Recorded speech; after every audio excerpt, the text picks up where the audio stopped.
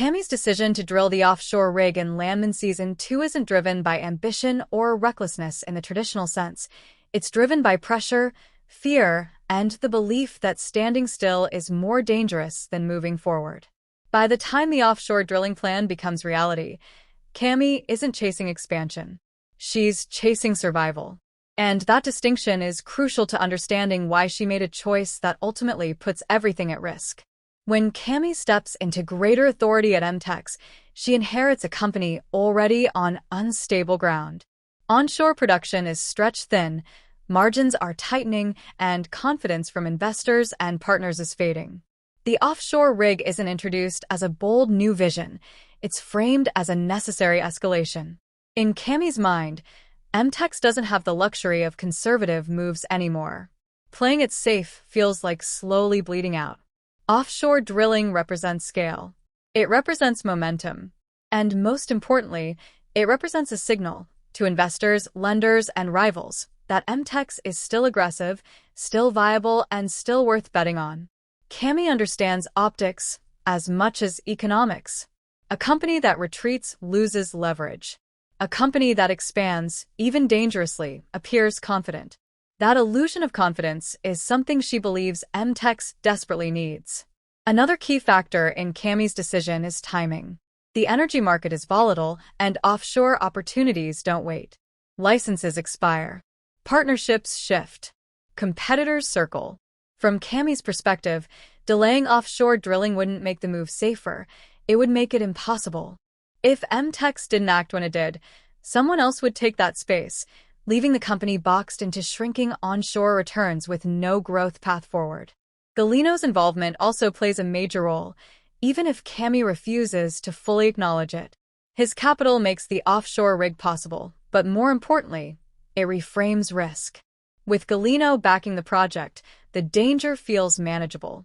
Money creates confidence, sometimes false confidence, and Cami convinces herself that financial support can compensate for operational strain.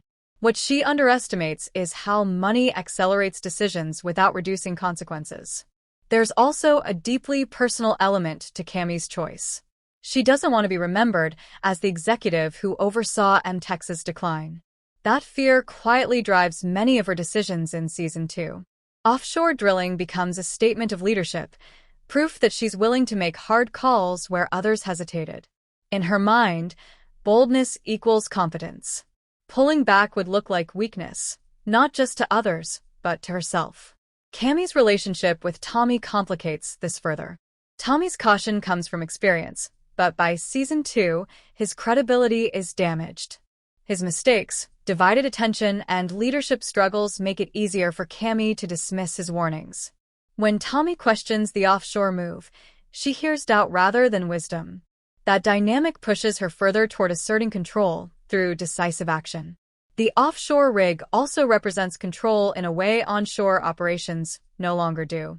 Onshore, M-Tex is reactive, responding to aging infrastructure, legacy problems, and ongoing liabilities. Offshore feels like a clean slate. New technology, new teams, new potential. Cami believes that by moving offshore, she can escape the weight of past mistakes and reshape the company on her terms. What she miscalculates is how much offshore drilling magnifies every existing weakness. Offshore operations are unforgiving. Small errors become catastrophic. Oversight gaps turn deadly. And M-Tex enters this space already overstressed, understaffed, and internally divided.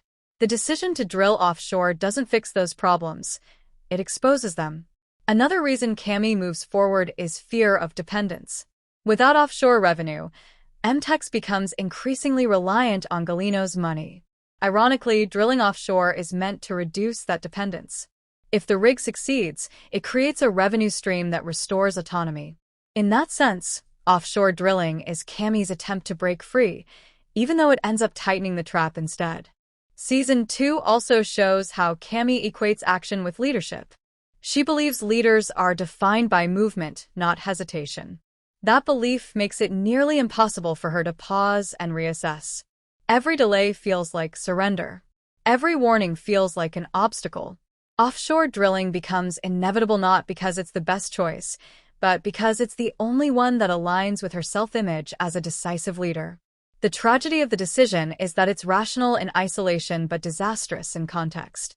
Offshore drilling could work for a stable company with strong oversight, clear communication, and internal trust.